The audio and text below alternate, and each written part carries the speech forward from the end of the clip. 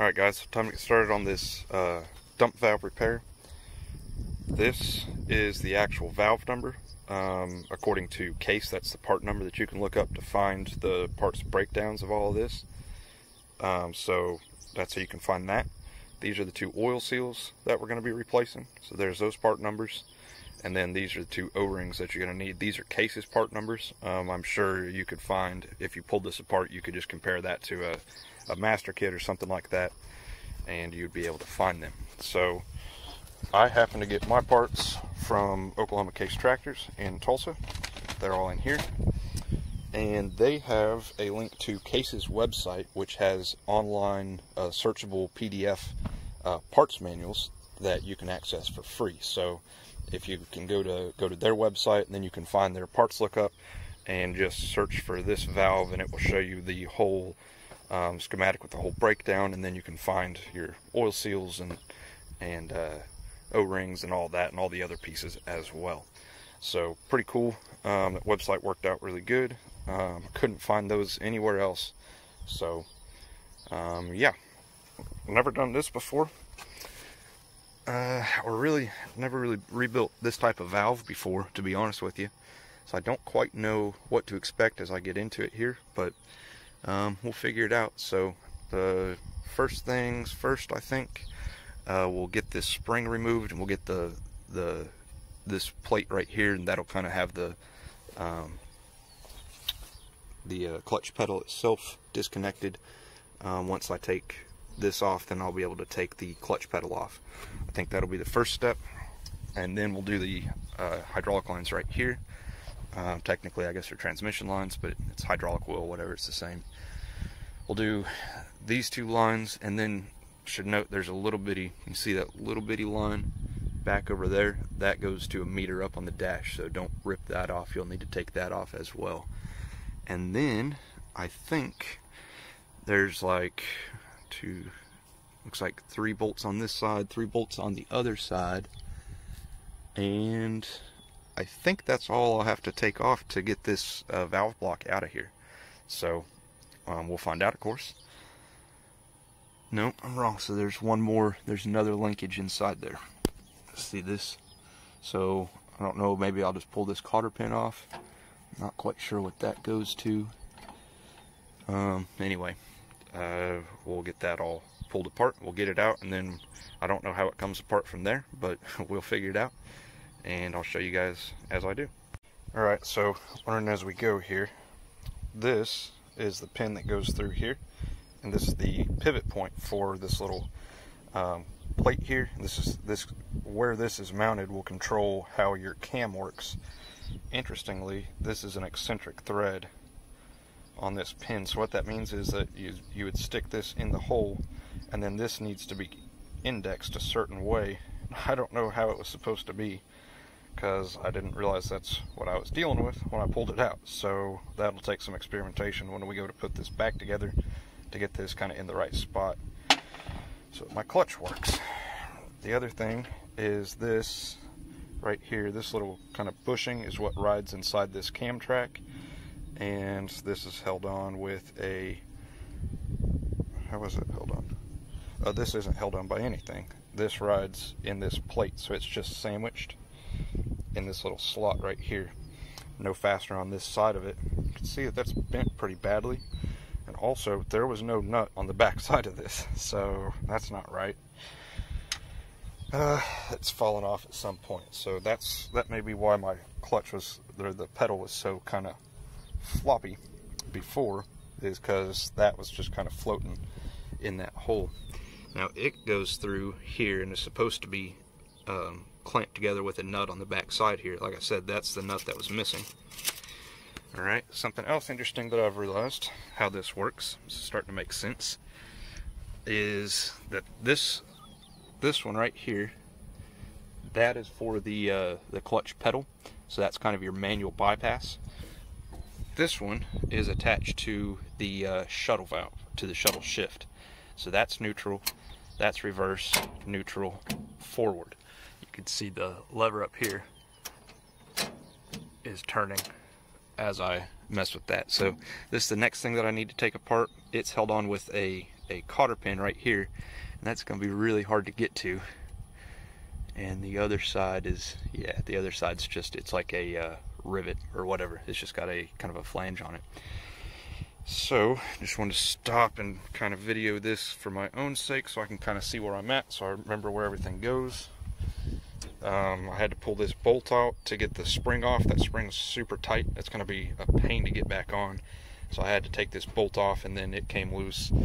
This goes onto your clutch pedal right here.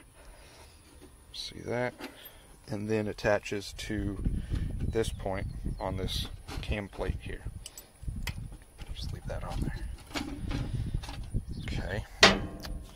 And then these are the two little bolts that hold this on, and that's what clamps this little cam pin onto the whole assembly. So, alright, this is mostly for my reference. So that's where we're at there. So, okay, figure out how to get that cotter pin out. Okay, I got that cotter pin out over there, and then I just pulled this line here loose. This is a pressure gauge, and then I'm noticing this right here is a temperature sensor. The gauge does not work, and this is why. It's been cut off. So we could replace this if we wanted to and have transmission temperature again. I might call the guys over at OTC and see if they can give me this part. And if it's not just outlandishly expensive, it'd be nice to have that, so I know what's going on. So, okay, the next step is going to be the bigger lines on the other side, and those go up to the radiator. Those are for transmission cooling. So we're going to lose a little bit of fluid when we open these. Probably just what's in the line set. I don't know. I don't think there will be any kind of pressure behind that, since I mean it's all in neutral and been sitting and stuff. So yeah, we'll pull those off, and then these two bolts as well. The 3 on the other side, and there's actually 2 more on the other side around that temperature sensor. So depending on the length of that temperature sensor, I may have to pull it out first. Now that I realize it's connected, it may stick down further into the transmission. I'm not quite sure, so we'll find out though. Alright, we got these lines are disconnected. All the bolts are out.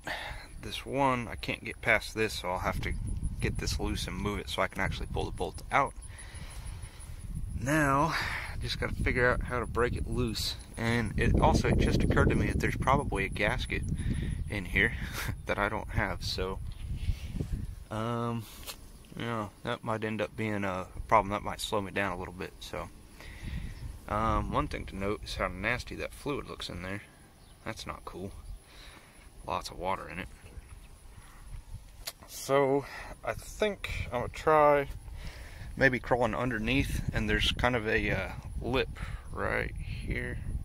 I don't know if you guys can see that, but I might be able to get like a punch or something on that and just tap up on it, see if I can get it to break loose. So here we go. Well, I was mistaken. This is not the same piece. It's part with the temperature sensor. So it came out of there first. I think I would have had to have taken that out anyway, because I think this valve block is going to have to come towards me to get out. So I think it would have been in the way anyhow. But that is a separate piece and a separate gasket as well. So if you're doing this, you might have both of those gaskets on hand. I don't know what I'm going to do about that. I really don't like using like Permatex, you know, RTV or whatever, silicone, especially not on transmissions. Stuff get down in there and clog up the strainer. So I'd rather not go that route. I'd rather have some sort of a gasket. So we'll figure that out. OTC is going to be closed Saturday. I don't know. Maybe I can make one. So I think that's all that's holding the actual valve block on that I'm trying to get off there. It's just the stiction from the gasket. You can see it left some of it on the tractor over there. And then there's some of it on here, which which means that they probably used some sort of like a gasket tack or something like that when this was assembled. Or maybe it's just been on there for that long. I don't know. But I think that's all that should be actually holding that on there is just the gasket. So I don't know. I guess tried some of the more milder means, so start ramping it up from there until something works. So first step, bigger hammer. Got it. So what I did is remove this piece of this little floor plate here so I had more room. Then I was able to get a chisel underneath it right here, right on this corner, and once I got it in, then you can pry it up and break the seal. And I was right. Looks like all that was holding it on there was just the gasket being stuck. Yeah, and it looks like it's left most of it on the tractor. So now I can get this out. And now I should be able to just slide this out the other side. So let me see if that's going to work. So that was kind of close. This has a ball detent on it. And there's like a ball bearing up inside there. It fell out in the grass. I almost lost it. So when you're pulling this out, beware of that. And it goes right in here. And that is the ball detent for your forward and reverse spool. Forward, reverse, neutral spool for your shuttle. I stuck it back in there to make sure I had it right as to where it went the way it worked. And that is right. But I can't get it back out. It's got just some oil or something in there. It's just stuck. So don't lose that ball though. So let me look at this over for just a minute and see if I can figure out how this comes apart. And then we'll get the gasket scraped off. And the next step will just be getting these seals out. And yeah, give me just a few minutes to look this over and see if I can figure it out. The spools just came right out the front, no big deal. I think I'll be able to dig these out just from right here, both of these seals. And just probably tap the new ones in with a hammer and a board. So that's cool. You know, a guy could almost do this job without taking this off. The only problem is that there's so much stuff in the way in there. You can't really get to it. There's no room to work. But if you were at a point to where you had this, like the steering column pulled off, man, I would say go ahead and pull those out the front and replace these while you're there. You could do it all without actually taking this thing apart. So now I've got two O-rings. One of them goes back here. The other one I think goes on this bolt, if I'm remembering right, on the inside of it. So since we've got it this far, I'll go ahead and replace those, but they're not leaking. So they've held. Let me just take a minute to be amazed at this though. You know, this was all designed back in the 60s, early 60s. They didn't have CNC, they didn't have CAD, anything like that. Look how complicated this valve block is. It's pretty amazing. And it looks really good too. I mean, the casting's just beautiful. See the machine marks here? It's from fly cutting the top of it. All these little galleries. All that's cast in place. So that means that somebody had to machine the negative of this into a mold. And the person that designed this didn't have a computer to help them. They'd have done all this just with pencil and paper. And they drew all of these little details and somehow represented it on paper. It's pretty impressive, I think. So, pretty cool. So, alright. I'm thinking there are little... Where'd they go?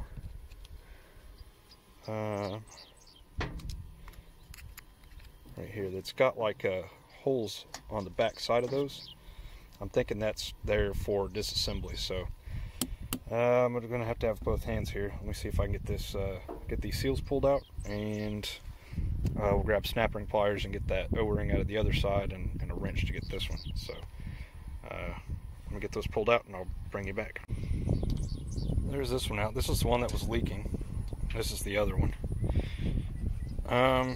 This one, see, it's got the yellow paint on it and it's red. So I'm going to guess that this one was a Timken seal. just because I think that was their kind of colors that they would paint stuff. This one's green and no yellow paint on it. The new ones that I've bought are also green. You can see this is an SKF. SKF has bought up pretty much all of the other seal manufacturers. So back in the 60s, this was an American-made product when this was built. This one is not anymore. I think they're made in like Germany or something like that now. They may still make some here in America. But this just kind of, this is one of the, it's a good brand. There's nothing wrong with them. And obviously I got this from the case manufacturer. What this tells me though is that somebody has already replaced this, which means that this may not actually be the problem. Now, it was definitely leaking from this seal. Now, and I jacked it up getting it out of there. But to look at it, I mean, the seal's nice and pliable. There's no cracks or breaks or anything like that in it. It looks fine, other than, of course, the damage that I did to it getting it out of there. So, I may go through all of this and get this rebuilt. This may not fix my problem. I'm not sure what would actually be leaking if it's not that, but could be something else though. So, I don't know. We'll find out, I guess. But nothing to do but rebuild it at this point. But that's going to be disappointing if it turns out that that's not the problem. So, yeah. Well, all right. Let me get these new ones knocked in, and we'll get those O-rings put in. But very interesting. Brand new seal in there. This is this little cap that went off of there. There's a spring behind it, and you can see there's a bar in there. I'm assuming the spring's just keeping tension on that rod in there.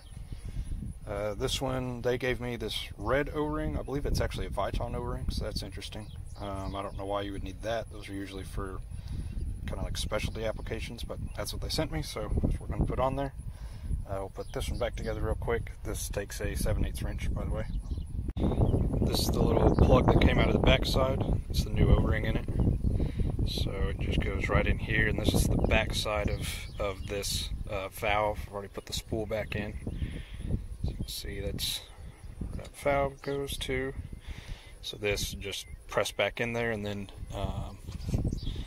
snap ring that holds it in place. The plot thickens. So first of all, let's take a look at this. That obviously looks terrible. Now this, I thought that was just a bushing. That's actually a bearing.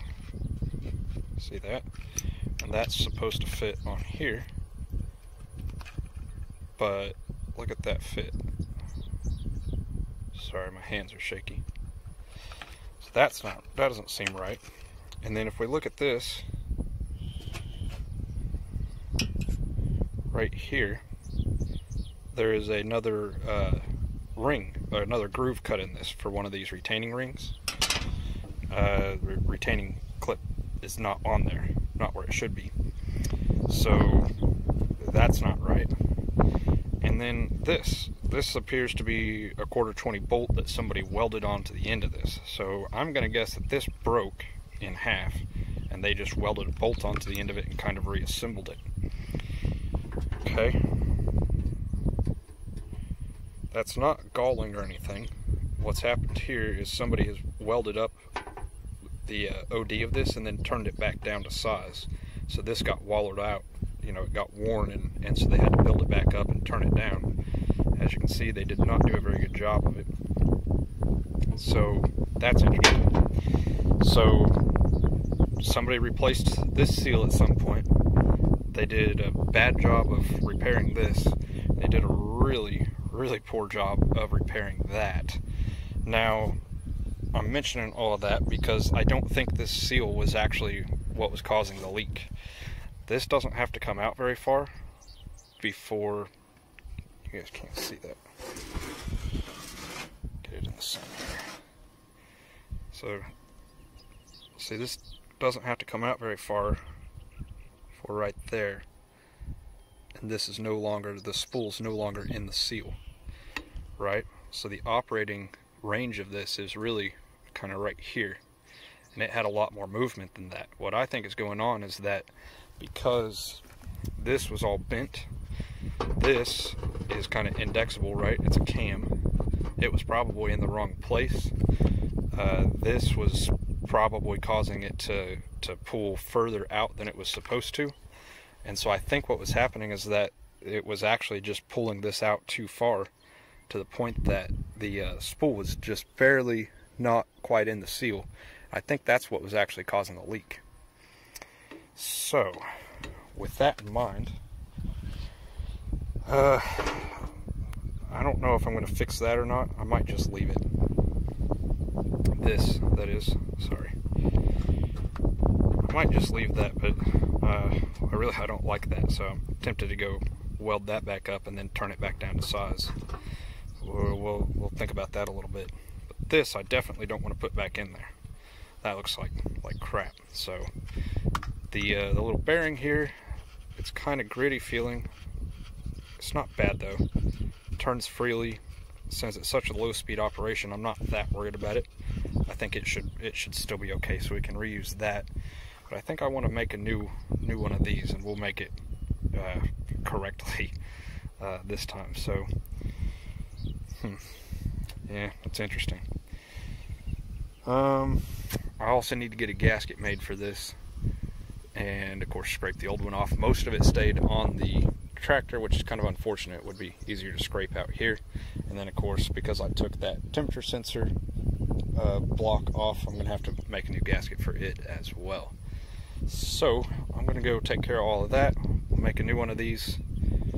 I'm gonna fix this, just decided. I'll weld all this back up and then turn it all back down to size, and we'll get that looking correct. And then we'll be able to put everything back together. So I'll see you guys in a couple hours. So when you need to make a gasket, what you can do is you can take a piece of paper, and if your hands are kind of dirty, like mine always are, you just kind of rub on the paper, and that will show you where all the lines are for all the galleries, all the holes. I've already punched all these out, and got one cut up for the other one as well, for the temperature sensor mount. And then now you have a template, and so then you trace this on your actual gasket material, and then you cut that out again. So pretty quick, pretty simple, doesn't take long to do, and as you can see, should work. Those holes are just a little bit off, but that should be okay. Now what I don't know is how much of these galleries is actually supposed to be cut out. I don't think it would hurt anything to cut out the entire gallery, but I think for now I will just leave these. Maybe I'll do, no, I'll just leave them kind of like this, and I'll take the template with me. Well, no, that doesn't make sense. So I'll cut them out of the template, but I'm not going to cut them out of the gasket. That's what I'm going to do. And then once I get back to the tractor, I can compare this with what's left of the gasket on the that's left on the tractor, and then I'll do my best to mimic the factory design. So get these cut out real quick, and then we'll move on to fixing this. All right, here's my version versus the old one. So that ought to work a lot better, I hope. This one, man, it's pretty rough. So anyway, got the bearing on there, got groove cut on each side for the little retention clip there, threaded, pretty simple. Anyway, time to head home. Alright, we're getting ready to go back together with it. I did cut out some more holes. I forgot to show you guys that, but it's just copy what the bottom of this looks like. And it's pretty obvious, but honestly, I don't try to make your own gasket for this. Just buy the proper one if you guys are doing this. Just know that you're going to need it. I did try to put this back in from this side to kind of see if maybe you could have gotten it out without taking out the whatever that little sensor bracket is, and I couldn't get it to go back in this way. So I'm going to say that's the best way to do it. You might be able to fish it out of there, and I mean, certainly try it before you mess up that other gasket, but I think that's going to be the easiest way. So I don't have a lot of faith in this gasket material, and so we're going to try it because I had it, and we'll see we'll see if it works. I have a feeling though that I'm going to be pulling this back apart and putting the proper gaskets in it here in another week or so. So anyway, now it's just a matter of getting everything lined back up. It is worth noting that some of these bolts are different lengths. So like this one, where this is shorter, this has a short bolt. These other ones, because they're longer, the bolt's longer. So just kind of be aware of that as you're taking it apart and putting it back together. But it's pretty self-explanatory. Shorter spots get shorter bolts. See the way this is kind of pivoting? That's because of that ball detent in there. Don't forget to put that back in. So alright, let's see if I can get these bolts in and at least get this kind of buttoned up. It took longer to get this stuff made than I thought, so I ended up not fixing this part just because it was already taking too long. So it'll be fine. I think I'm not worried about it. So, and like I said, I think I'm going to end up having to take this apart anyway. So maybe then I can fix this other part. So all right, let's see if I can get these bolts in. All right, now I didn't have anybody to tell me that these were all going to be different size bolts before I took them out, so I didn't know, and I didn't write it down. What I would recommend, if I were you, is to take a Sharpie or something and draw yourself a map of those bolts, and then measure them when they come out and write down the length of each bolt as you pull them out, because it's not what you would expect. I thought that this one, because it was shorter, was going to be one of the shorter bolts, but it was not. All three of these are the same. These two back here are the longest two, I can tell you that much. And I think all three of these were the same. And it seems like that one back there in that corner is a little bit shorter. So, write those down, take pictures, do something. But don't forget that, because I had to try. It was the last one that I tried. I had tried to put it in that far corner, the longest one, one of the longest ones, and of course it bottomed out early. And so I've worked my way all the way around and put it in every single other hole before I finally got to the right one. Of course, it's the last one you try. So anyway, though, we got everything attached or bolted back down here. Got the spring hooked back up, so I just need to hook up these two lines that go to the cooler. I need to hook up that sensor line on the other side, that little 16th inch or 1/8 inch tube. And then this thing right here, this is a breather, and this one's kind of falling apart. It's in pretty rough shape, as you can see, but it's supposed to be in here like that, and that just threads in. So go ahead and put that in to cover that hole up. Not quite sure what the purpose of that is. I guess maybe this is a breather. That hole must go all the way down to the bottom of the transmission, or to where the fluid is stored, I guess. I don't really know, but I might see if I can find a new one, because this is falling apart. So anyway, so that's checked. So all right, yeah, all we got left is hoses, and then the little linkages and stuff that connect the clutch pedal back to the valves. So I'm gonna get these hoses hooked up, and then we'll put my my new part on right here. We'll get all that reassembled, and if we still have enough daylight, we'll drive it around a little bit and see if it leaks. So I rolled it back and forth a little bit, and oil was leaking around that bolt right there. I tightened it up and it seems to have stopped. I've rolled it back and forth a few more times, but so other than that one little hiccup, I think we're good.